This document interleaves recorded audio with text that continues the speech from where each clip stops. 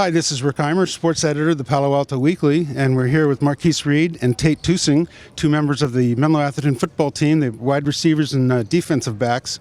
They've just won the CCS Championship by beating Milpitas. And in a crazy way is that they shut out a team that scores a lot of points, and this is a defense that has now gone 10 straight quarters without allowing a point. And maybe you could tell me what's going on there.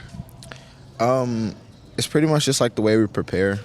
Like on defensive days, like everybody's locked in. Like not many people on the sideline are talking or like playing around. Everybody's locked in, and I just like give it all to the coaches about how we prepare. Mm-hmm. And what about Wilcox in particular? You really just shut them down. They didn't get anywhere. I mean, was that a lot of preparation too? Yeah, every week we set aside a lot of time for film, and it's not a time where we can goof off. We get down to business and we make sure we study the opponent. Mm-hmm.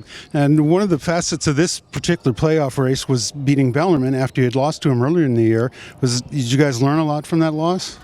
Yeah, especially from week one. Like our coach told us at the beginning of the season, like after the loss, that we were going to see Bellarmine again in November, and we got what we wanted, and we just prepared all week for that game, and we got the right results.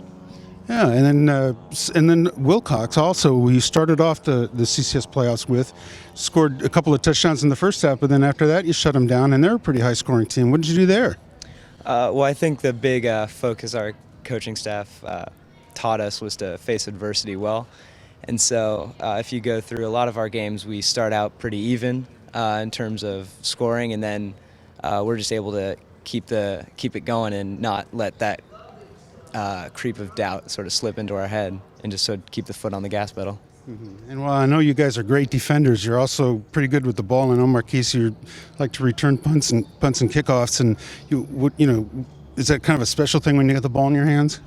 Yeah, but it's also kind of scary, especially when on punt returns when they kick it. You never know what's gonna happen, but my coach trusted me to get past the first defender, and I just do what I'm taught. Mm-hmm.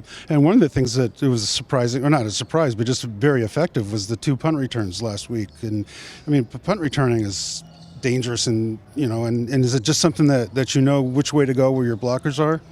Yeah, before every punt return, me and Jordan have this little communication thing we do, and I kind of tell him which way we go, but I usually go the opposite way where I tell him.